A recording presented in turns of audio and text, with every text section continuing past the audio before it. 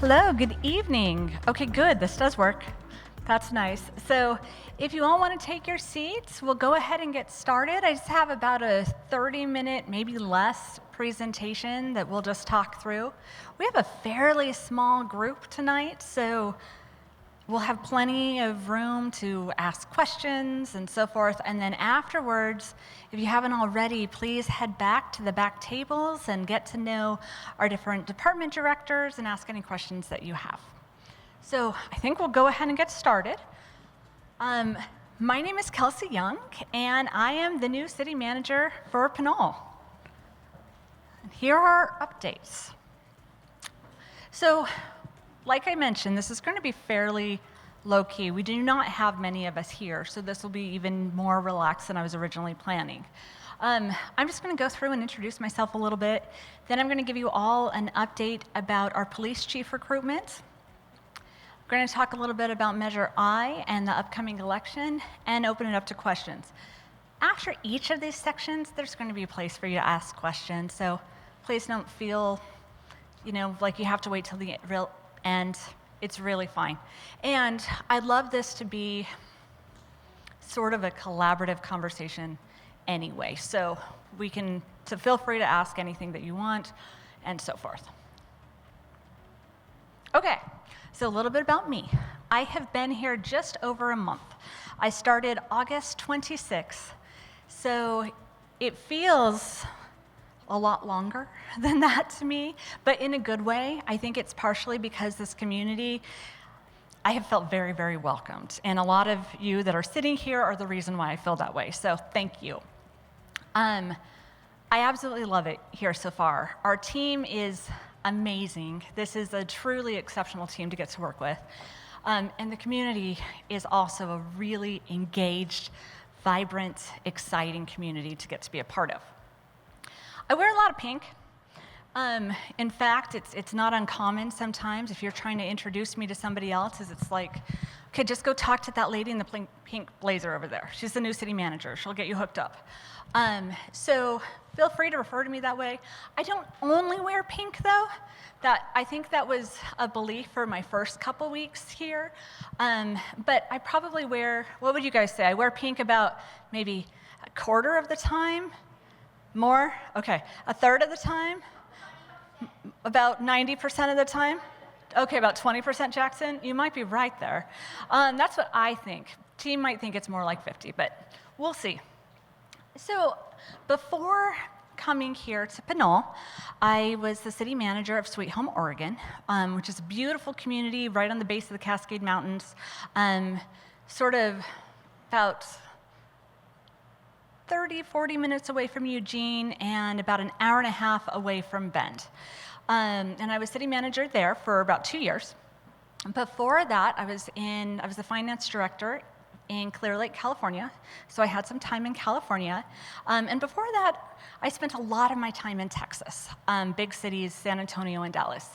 And my background is really strongly in finance, in grants, in large development, in small development, in trying to support small businesses, also in public works infrastructure. I oversaw and worked very closely in a lot of the bond programs, particularly in San Antonio, but in Dallas as well. And then before that, in an area that I've never quite been able to fully give up, I was working for a local community college as the arts and recreation director, and got to do art walks and various programs and things like that. So recreation and arts have always still held a lot of love for me. So areas that I'm really passionate about. My family, I am extremely close to. You're going to see them at a lot of events. They come visit me at work. One of the things that I love is I'm currently living in Hercules, but I'm only about 5 minutes from City Hall. So I get to take my kids to school, I get to see them after school, and as a city manager, you work a lot of hours and you do a lot of events. So getting to be kind of in the community is really nice. Now, full disclosure, I am looking for a house in Pinole, but I haven't quite gotten one yet. So if you know of one for sale that you think would be good, please send it my way. My faith is also very important to me. It's part of how I stay grounded. A lot of this tends to be a lot. Often we have days that are a little challenging, or we have to be a part of the community or support the community through various disasters. In Texas, I served as the emergency director of a lot of EOCs and involved in a lot of larger disasters, tornadoes, hurricanes, freezes, and my faith has always been able to help me through a lot of those things too. I am a public servant through and through. I honestly can't imagine doing anything else. I have a feeling that when I retire, I'm going to still do public service, and I just might not get paid for it. So definitely I consider myself a public servant, and that has been something that I have always had a desire to do, is to serve communities. I also really like working with communities. Like, there aren't a ton of you here tonight, but I am so excited that those of you who are here. And I have absolutely loved getting to be involved in some of the events and so forth that we have already had here in Pinole. And that's been really fun. And it's one of the things that drew me to Pinole was how engaged a lot of the community is. And then, of course, the arts. I'm an art collector. I come from two parents who are artists. I am not an artist, but I create in other ways. And it's exciting to me to get to be a part of a community like Pinole that is also interested in the arts and that has opportunity, I think, to embrace that even further. And then with nature. I love to hike, I love to kayak. I'm about to go into all of that in just a second. But we live in such a beautiful place, and it's so exciting to be here. Okay, so quick thing on my family. I have two teenage sons, 13 and 15. My mother lives with me and helps me. I wouldn't be able to do it without her. She has been an absolute amazing blessing for me. I now have 2 rabbits. When I sent out a thing about myself earlier to the team, I only had 1 rabbit, but last week I adopted another one, and a parrot. So I love to read, cook, kayak, hike. I love to travel. Volunteering has always been really important to me. And I don't get to do it very often, but when I can, I love to scuba dive. Okay, so things I love about Pinole. I already mentioned this, but this isn't a really amazing city team. There's a lot that is going on behind the scenes, and there's a lot of things that are happening every day. And it's really inspiring to get to work with a team that's this professional and dedicated as well. And then engaged citizens. So this photo, I'm not even quite sure what it is. I literally went to a folder and clicked on the first picture that I could find, and it was perfect because I felt like it absolutely represented Pinole, because this has been what my experience has looked like since the time I've been here. I got here and for my interview, and I got to spend about a day getting to know the area, and the farmer's market was going on. While I was at the farmer's market, I met the friends of the Pinole Library and some who then offered to help me move if I did end up moving here. And I also went to Bear Club Bakery, where they all tried to give me free things, which was amazing. And when I explained to them that I couldn't eat gluten, they all tried to then figure out what else they could give me, even going into the back to see if there was like something, I don't know, fruit or something that they could scare up. And it was just amazing. And so I loved this photo just because this almost seems like just your typical Pinole day. You know, almost every weekend there's something going on. The other piece that I like is it feels like a small town. I've been here a month, and I'm running into people at Trader Joe's that I know, and it's really nice, and everybody has been really nice so far. And then it's easy access to amenities, and it's also a historically significant, beautiful, impactful area. Okay, so moving on, because obviously you all know that Pinole is awesome. That's why you're here. So as the city manager, just a quick overview of the role of city manager, because sometimes at least when I was growing up and so forth, if I hadn't gotten into government, I wouldn't necessarily know what that role is. So the community selects and communicates with the council. And then council provides the overall vision and general direction for the city. And then the city manager reports to council as a whole. So council as a whole is my boss. And then my role is to lead operations. And then city staff, particularly the executive team, but all of various members of city staff, are the subject matter experts that then carry out those operational roles. So as we're moving forward, one of the things that I keep hearing that people would like a little bit more is a little more communication and an opportunity to sort of talk with me and talk with the city manager and get to know kind of some of the things that are going on. So that's awesome, and please do that. So please come and meet with me, particularly in certain areas, because one of the things to understand is I'm not council. I do what council directs me to do. But within that, within operations, staff is able to still provide a lot of updates about what's going on. We still have a lot of authority on how we end up doing these projects. So council kind of gives us the what to do, and then staff figures out the how. So we're more than happy to talk to you about the how. So if you want to hear details about operations, let me know about concerns. If you want to partner on a project, if you have some new things that are coming up that you want to talk about, if you want to volunteer, want to know more about a specific topic or timeline, please let us know.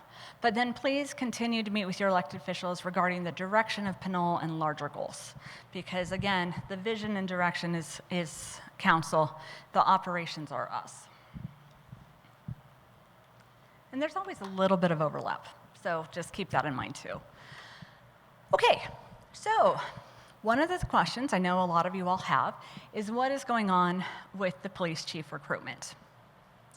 So the original recruitment ended up not working out. We tried to work with one particular candidate. We gave them an offer. He declined. We had different salary expectations and so forth. Really, that was about all that happened. Wish him well. And we started our second round of recruitment on September 20th. We are using the same firm, same recruitment firm, because they actually have a guarantee. And so if we weren't able to find a candidate, they were going to help us to continue the search and find a candidate. So the recruitment closes on October 18th. We still may take applications after that, but that's when we're looking at our first round of reviewing applications. And then our first round of interviews will occur on the 25th of October, unless something changes. You know, keep in mind that things can end up having to be modified for whatever reason. Then finalists will be invited to a community meet and greet on November 7th. And want to invite all of you back to that if you would like to meet the police chief candidates. And then I will conduct the final interviews, most likely on November 8th, unless something occurs, and plan to have someone selected by mid-November. If it's possible to do that sooner, I will, because we are really hoping to have someone on board by the end of December. All right, so really wanted to bring up, if any of you have any questions regarding that process or anything regarding the police chief recruitment in general, or anything you would like to see modified a little bit regarding the recruitment process. Irma, yes?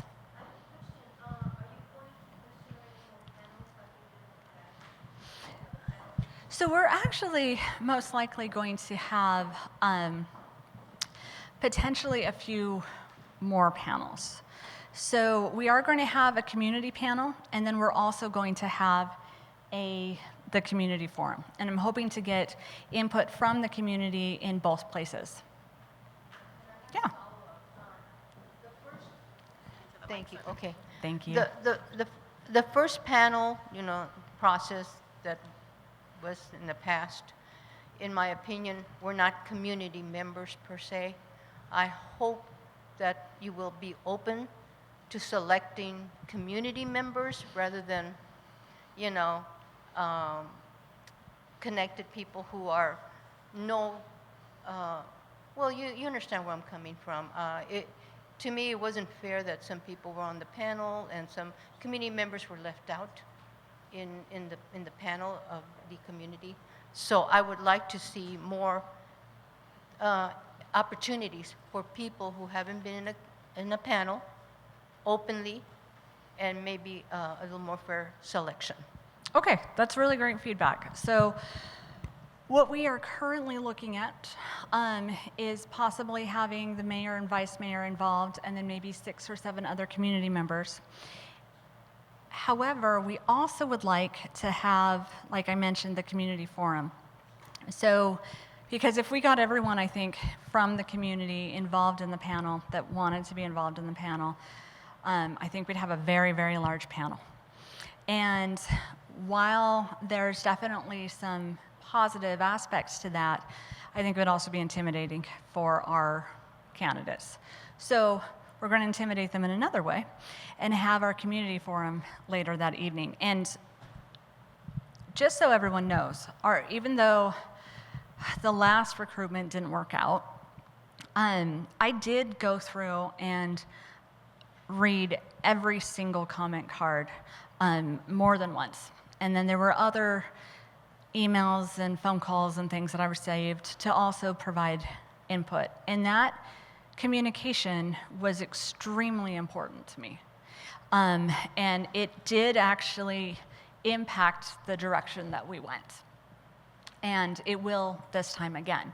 So please know that this is not an exercise that I'm doing for the sake of an exercise. I genuinely want your feedback.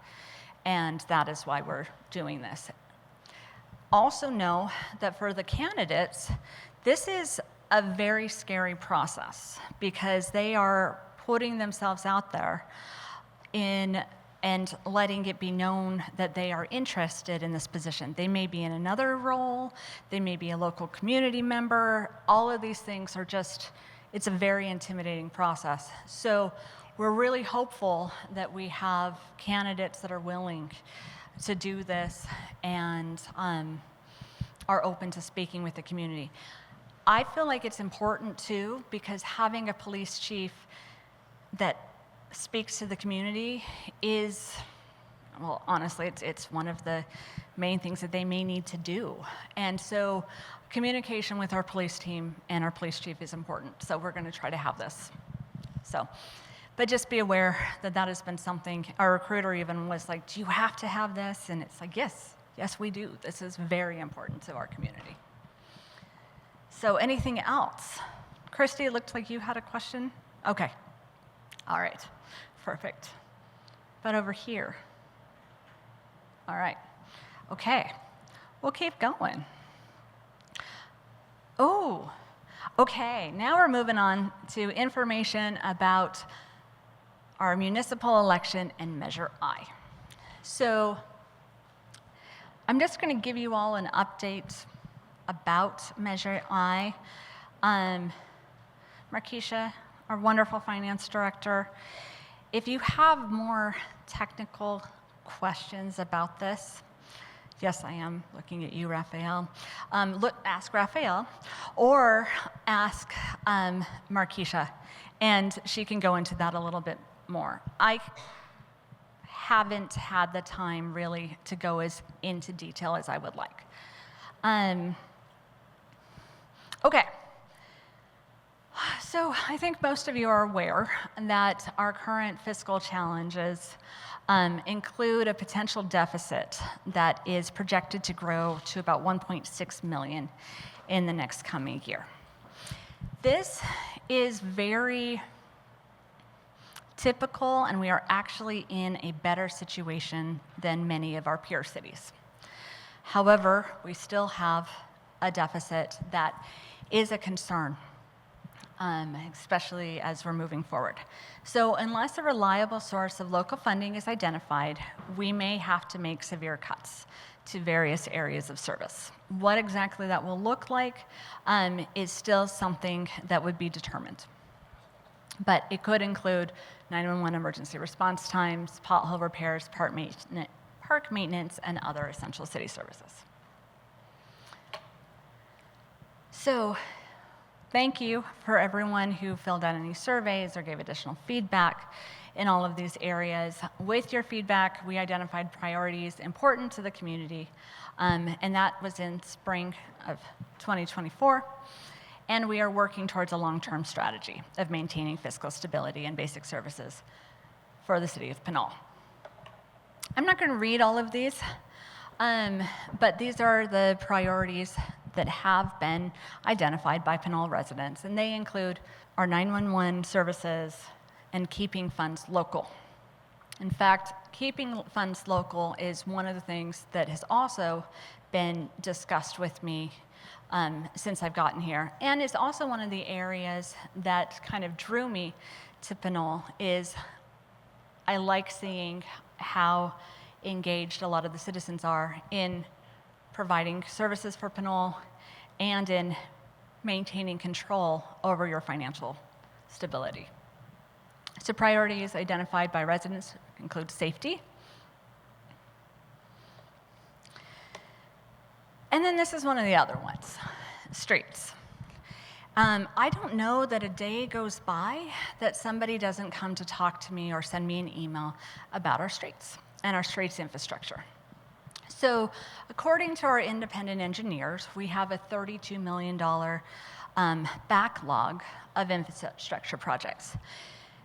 Now, if anyone is sort of watching our economy right now, we all know that almost every day that goes by, that number seems to go up. And so it's quite likely a fair amount more than this of street projects that we need to do. And just something to keep in mind too, our street projects are very, very costly. So looking at solving our street infrastructure challenge is going to be a larger process that we need to look at, as this number is likely going to continue to go up. I believe on average, and any of you feel free to jump in, a mile of FDR roads around here, so which is full depth reclamation of just solving the road, tends to run about $2.5 million. And so just keep that in mind. This is going to be a larger process and project that we're going to need to work through. Okay, so what is Measure I? And just quick show of hands. Have all of you heard of Measure I? Sweet. Okay, so a few not, but the majority. So you will see that in your ballot that most of you have received, and it is our local potential sales tax. So after receiving feedback from hundreds of city residents, the City Council voted unanimously to place Measure I on the November 5th, 2024 municipal ballot. And if authorized by voters, it would establish a voter-approved half-cent sales tax designed to improve the city's long-term fiscal sustainability. And then all funds generated by Measure I will be spent on maintaining core services, such as 911 public safety and maintaining local streets and roads. So something to just be aware of is that all of this tax would stay in Pinole. It would not go to the rest of the state. It would stay in Pinole. So this is what the ballot question is going to look like that you're going to see in your ballot. And I'm not going to read it, but it is estimated that the half-cent sales tax would provide at least $2.5 million annually until ended by voters. One of the things that is important to know, too, is that Measure I is still subject to all of the accountability provisions. So there will be audits and financial audits, and it may only be used in Pinole. Okay, any questions about Measure I? Yes? All right, Andrea's coming. She has the microphone. She's almost there. Put it close to your mouth. Yeah, I was thinking about this the other day when I was reading my packet, and because I've been involved for a number of years, one of the things that we tried to do was develop the commercial zones so that the city would generate sales tax revenue as a source of income to pay for all the public safety amenities and others. While I was thinking about this, I was thinking, well, what's kind of happening recently is that there's been a push from the state level to do away with commercial zones if they're not what the state considers viable. And the best that I can determine is that that's determined by the developer that comes in to tell you that it's not viable. And it's just the opposite, in my estimation, is that they're not trying to market what they have because it's cheaper and more financially viable for them to develop it as a residential project in the middle of a commercial zone than it is to go out and hustle development.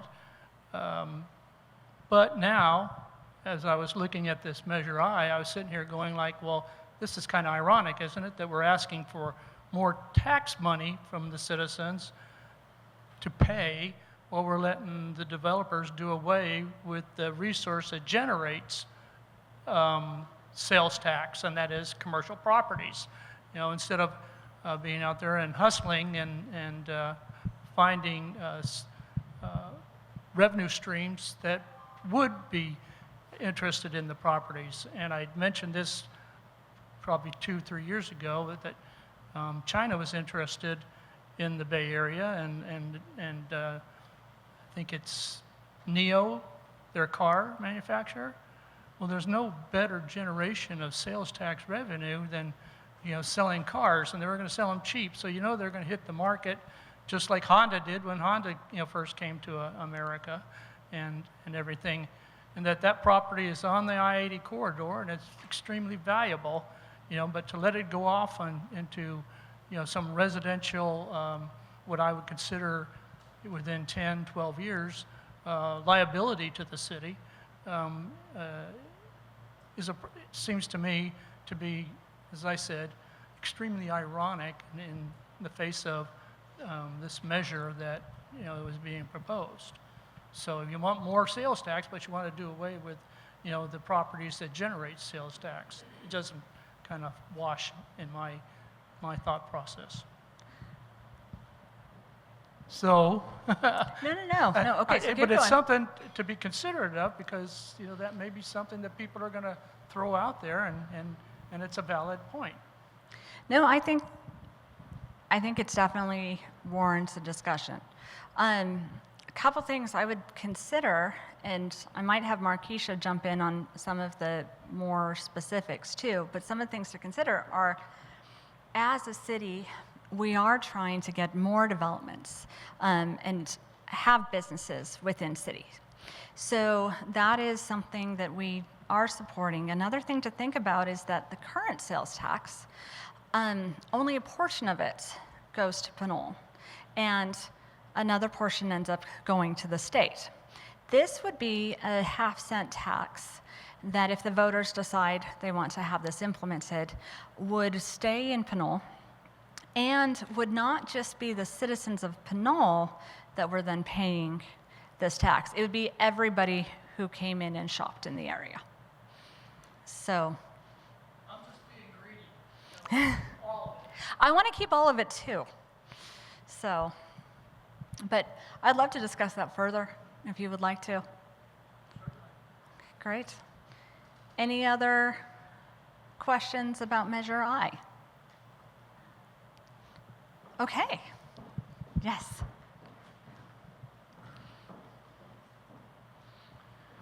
It looked like that the sales tax would generate about 5 or 6% of your annual budget. That's what it kind of looked like. I was just looking at the numbers.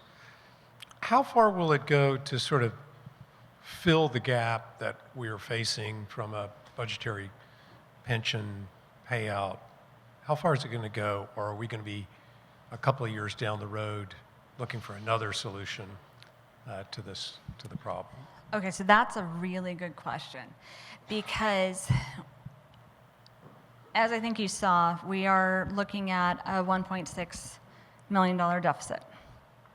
But we have a larger infrastructure challenge.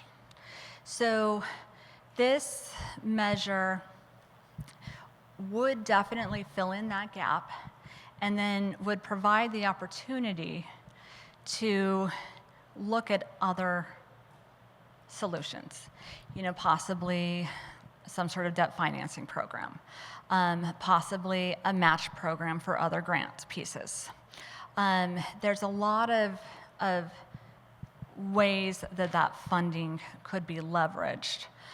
What exactly that would look like is still in discussion and is still something that I think would need to be brought back for a more in-depth plan.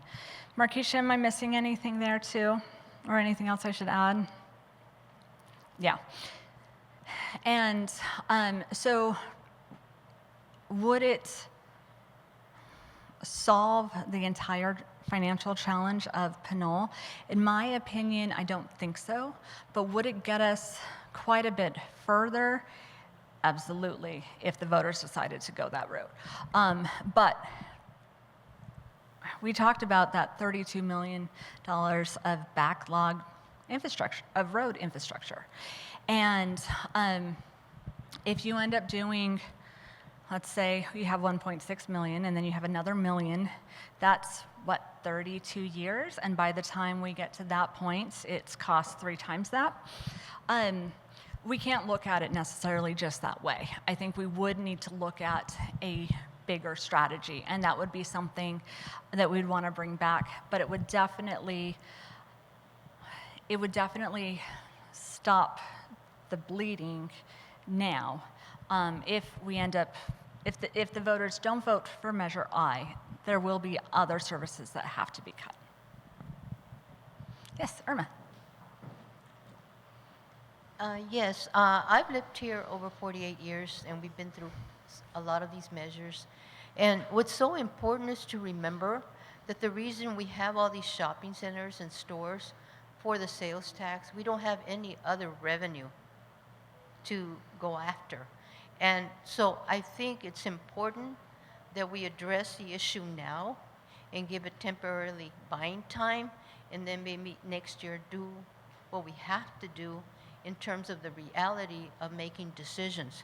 But right now, I think it's important that we continue with this, because I know I was at the discussion at the council as to what we should do. Property tax, all sorts of taxes were discussed.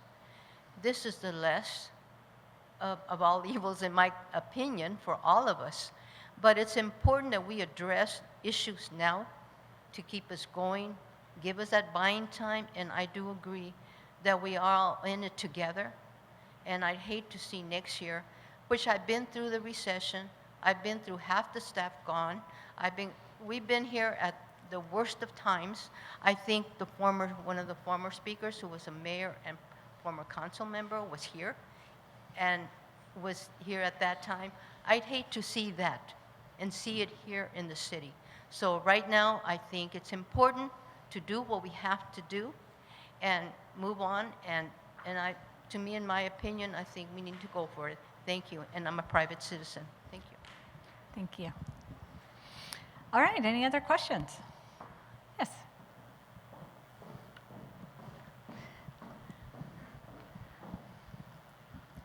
Yeah, thank you for letting me talk.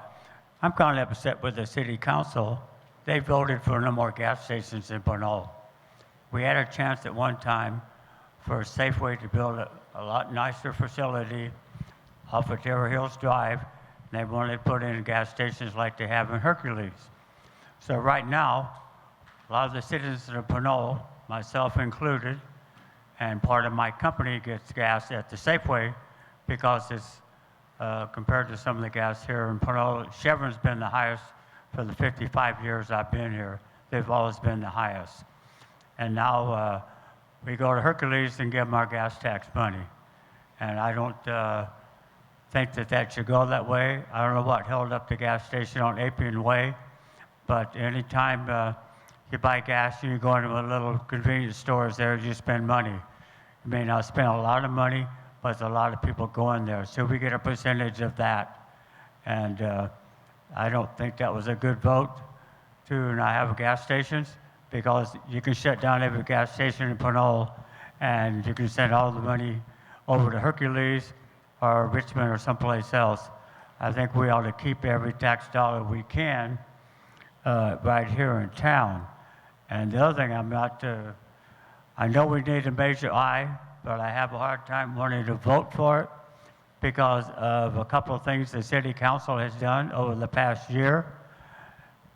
They got rid of the city manager before you got here, and we gave him $186,000 something to buy his contract out. Now, why didn't they wait 6 months, get the 6 months worth of money out of what we're paying him instead of getting rid of him? And you can't tell me that he quit, because you can't give him that kind of money unless he's fired, because it's illegal, because we took away the contract, we canceled it with him, and throwing that money away, I didn't think it was a good idea. And then the city council decides that they need help, 2 of them do, to do their job, so we throw away another $20,000 there. If you can't do the job, you should have never ran for it. Since 1903, none of the city council members in the city of Pinole that I know of in the last 55 years I've been here, that they had to have help doing their job. I've had people ask me to run for it. Well, I know my abilities for doing a lot of things, but that is not one of them. And also, I love the lifestyle I have now.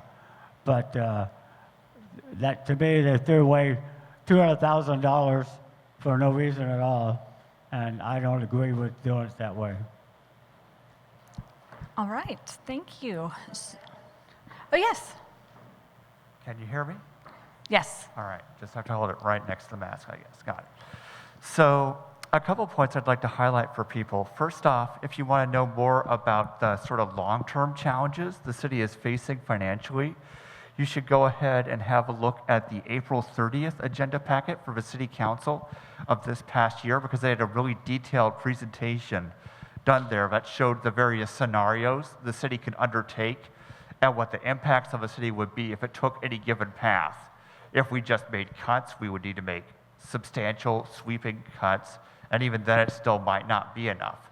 So no, Measure I probably isn't going to be the last tax that the city is going to ask for, because the long-term challenges that the city faces are and remain significant. And secondly, and I guess this is more of a question, it was my understanding that the vast majority, if not the entirety of the payment to the former city manager was basically a payout of basically earned unspent leave, essentially speaking, like happened with the police chief when he left. Is that the case, or were there other factors involved in that payment? So I will be honest, I don't actually know right now. We can find that answer. Markeisha knows. So if you'd like to share or come on up. And then if we can, let's try to bring it back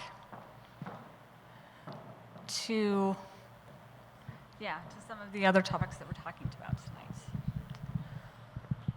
Yes, so that is correct. The payout for the former city manager did include severance, but the majority of that was for what we call compensated absences. So it was unused vacation leave, and the same thing for the police chief who retired. It was mostly payouts for vacation leave that was earned and on the books. And that is the standard practice, and we are required to pay that particular leave out when one separates from the city.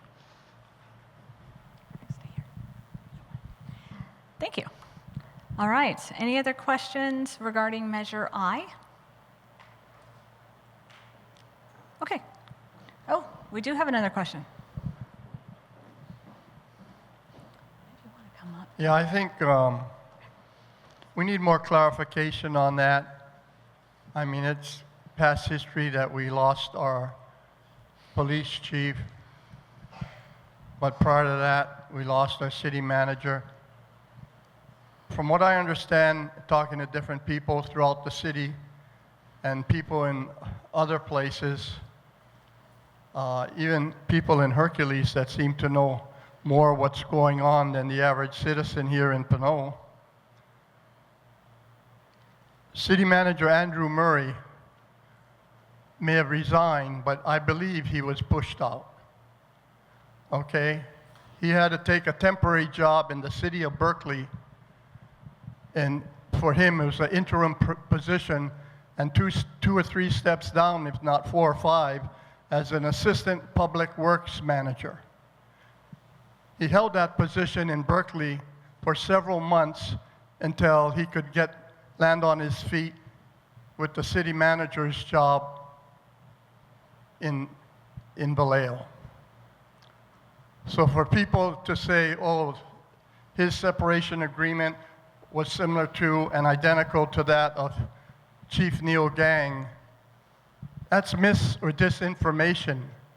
And the city needs to step up to the plate and make sure they make those disclosures to their public, to their citizens, taxpayers, that, you know, it is what it is, and not try to either withhold information or make public statements because they may not have all the information.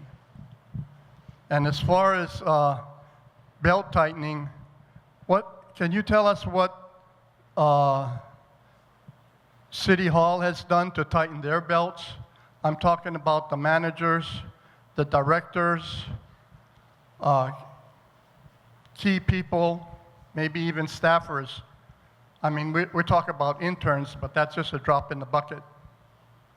I think there could be more that City Hall does to step up to the plate and contribute, because I can tell you 80–90% of the people in City Hall, I don't think they have to pay taxes. They probably don't own property in Pinole. They don't live in Pinole. They may not even spend the majority of their money in Pinole besides Starbucks coffee and a lunch or a sandwich now and then. And you're asking the general public to swallow these tax increases for the next 5 years. That's another thing. The other night at the city council meeting, they said there was no sunset on it, but I thought I heard somewhere it was going to come back for review in 5 years, and they'll just rubber stamp that Measure I tax increase and or increase it even further after 5 years. But, you know, half of the city council and some other people involved at City Hall, they wanted a 40 to 45% raise in their positions, and I don't think this is the right time for them to be discussing that when they didn't want to discuss some other things like how they blew our money with the previous city council and previous mayors with the last 2 or 3 years of botched Fourth of July fireworks money. They ended up giving $50,000 to $75,000 for 2 years in a row to the city of Hercules, so they could have a bigger and better fireworks show in their front yard or backyard, when our people, our citizens, our taxpayers, and the people that come to Pinole from neighboring areas were upset and disappointed when they had to go down to Bayfront Park and see there was no fireworks show there for the last 2 years. And last year it was canceled in the 9th or 24th hour, or 23rd hour. By whom? Contra Costa County Fire Chief. Sheriff came in and canceled that show, and city manager then, I believe he was on board with that. City Manager Murray, and he couldn't get the majority of the council to agree with him. So 2 or 3 members on the city council kept pushing it, and they didn't have the fireworks show last year because they said, oh, there's a fire hazard around the wastewater treatment plant that we spent tons, or we have to spend a lot of money to continue to finance the wastewater treatment plant. And basically, the Con Fire shut the city of Pinole down. And the primary reason being, granted, it's wildfire season, but several people, including myself, have been after the city to clean up their act down there by the wastewater treatment plant for several years. But, you know, Public Works didn't take us seriously until the fire marshal came down and canceled the fireworks show. So we didn't have one last year. And there were a few hundred of people down there looking for the fireworks show. The city made no public announcement, no transparency as to what happened, how it happened, or why it happened. But I was down there with another friend and a neighbor and my dog, and I was having to direct traffic to tell them there was no show, got to go to Hercules. But there was not one city official down there, or not one sign posted down there in or around that parking lot at Bayfront Park to let the general public know that a week or 2 before that, City Council got into it with the city manager and the fire marshal, and they had to pull the rug out from under us and cancel our fireworks show. On top of that, to add insult to injury, we had to pay Sir, to pay money to the pyrotechnic company as a deposit for the canceled show that we never had. So I'm going to stop you there. I would like to invite you to come speak with me during my office hours, and I'll get to that in just a second. I tried last week, but you were sick. Nobody was there. Nobody was home. I left my name and phone number there, and no one had called me back. And furthermore, no one has really called me back in a lot of your other departments as well regarding other things, or called my friends or neighbors back either. So I have been out sick. This is actually my first time back. So we will get back to you. I'm sorry that you feel like you haven't been heard. As far as the previous city manager and some of those other pieces, one of the things that is really important to remember is council makes a lot of those decisions. It's not the team that you see here. This team is required to just carry that out. So that is just something to keep in mind. Some of these discussions might be best to be had with some of our council members. And then I'm also very happy to meet with you this Thursday if you'd like. I'm sorry that I was sick. It happened, and I needed to not share my illness with others as well. Just 1 second. So as far as staff member salary, I do know that sometimes that is a question that comes up, and that is something that is that the public in general is curious about. On average, Pinole tends to have lower salaries in government than a lot of our surrounding agencies. That actually presents a challenge to providing services for the community. A lot of our roles as city staff are actually to either bring in additional revenue, figure out ways to use that revenue the most effectively, and to then try to find additional partnerships, grants, development that brings in that funding that then we can use for services. On average, and I haven't been able to do that here yet, but on average, I tend to bring in a little over 10 times my salary each year. And that is part of this job as a city manager, is to provide some of those partnerships. Our community development director, Lily, part of her role is bringing in additional grant funding, working with partnerships as well. Our police department is charged with keeping our cities safe, but they are also looking at some of those partnerships and ways to kind of improve and enhance those services too. There are some other pieces I would be more than happy to speak with you, and I'm sorry to hear that you've had so many communication challenges with the city. I'm hoping that as we're moving forward, we can improve that altogether. Irma, yes. And then we're going to just move on right after this for a little bit as well. I just want to say, Kelcey, you've been more than open. I've met you already like 4 or 5 times since you've been here this past month. I appreciate the time with you, and I do think that some of this conversation should be passed on to the council. I don't think it's fair. You just came on to be here and discuss some of these things. We have very important matters right now to discuss and to communicate to the public. So I just want to thank you very much. Thank the staff and everybody who's here. And please, let's move on. Make this city what it should be and what it can be for all of us to be together, and we're all in it together. Thank you. Thank you. Sorry. All right. So a couple other things just to be aware of, as we're talking about all of these items. What else is on the Pinole municipal election ballot? The city treasurer and 2 at-large city council representatives. So we have some additional information. If you want to go and dive into that a little bit more, you can look at those links. Hopefully you've all registered to vote. If not, there's an opportunity to do that. I think we might even have some voter cards in the back. And feel free to look at our website for more information. Okay, so we already kind of went through questions and comments for Measure I. Any questions about the upcoming election? Okay, moving on. So we do have quite a few volunteering opportunities and events coming up. These are just a few. There's a lot more, and if you go into the back, you'll be able to kind of look at that. We also hope to have more volunteer opportunities coming up, and there's also a ton of wonderful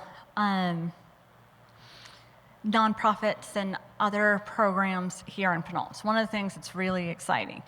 If I didn't work so many hours, I'd probably be signing up for all of them. As it is, I'm still going to try to attend a few things here and there.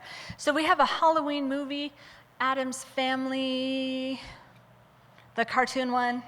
Okay. And that's going to be at 6:15 on October 18th down at Fernandez Park. There's going to be the holiday tree lighting on December 7th at 3 p.m. at Fernandez Park. There's also going to be the holiday breakfast December 14th at the Senior Center. I believe it's at 9 a.m.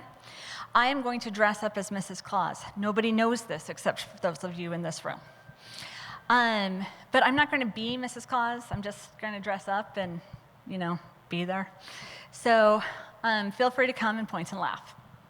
And then we have this really cool new program where we are inviting particularly our downtown businesses, but possibly more businesses to be determined, and our residents to do holiday lighting. And there will be judges and so forth, and we will develop a map. Huge thank you to our community services director and our community development director for being willing to put this on. And I'm going to be having my own prize as well that I'm sponsoring. And I think we're going to have a couple different types of competitions there. So hopefully we can see that, and it will be exciting to see Pinole all lit up. Okay, so again, I do have office hours. I am sorry, I was sick last week. I was disappointed that I wasn't able to be there as well. They're every Thursday from 3 to 4 p.m. However, and that's just an hour that I hold, that is not the only time I am available. So I am happy to try to set up additional times. I will let you all know I'm having challenges with my office phone. So email and my cell phone are the best. So I will have cards for everybody. So if you're having trouble getting a hold of me, I'll go over which is the best way to contact me, because I definitely am not getting all of my messages right now on my office phone. And also, if you all want me to go to whatever event you represent or whatever club you're a part of and meet with you all, if I can do that, I'm happy to do so. Okay, so that's it. That takes us to the end of this. This was a full hour, so a lot longer than I expected. So thank you all for being so patient through all of this. Any additional questions? You want to know about my kids or my rabbits? No? See, that was, oh, Raphael, please tell me about my kids or my rabbits. So, a more positive question, I guess this time. What's the single thing you'd say you've enjoyed the most about working at Pinole during your time here? Oh, that's a great question. Oh, there's too many. So let me see, what is the most? I think what I have enjoyed the most, I would say, is I am very much a person who likes to do things and likes to take on projects and likes to come up with things. And often I am the person that is like dragging everybody else behind me to do that. And in Pinole, that has not been the case at all. In fact, all of the directors I've been working with all have all of these ideas. And then all the various like community members that I've met with too also have all these ideas. And I'll come up with something that in other cities has been like a newer, innovative idea. And everyone will be like, oh no, we're already doing that. So I have really enjoyed that piece. I also really enjoy how environmentally and sustainably focused we are here in Pinole, especially in doing so in a way that's also in the best interest of our citizens financially. And that is one of those things where we're already doing a lot of projects that, or have projects in the works that have been like dream projects of mine in the past. And so it's really exciting to get to be a part of that here. So. All right, any other questions? Well, thank you all. You've been wonderful. And please meet with the other directors in the back, and I'll be around for a little bit if you have any additional questions or you want to speak to me privately. Thanks.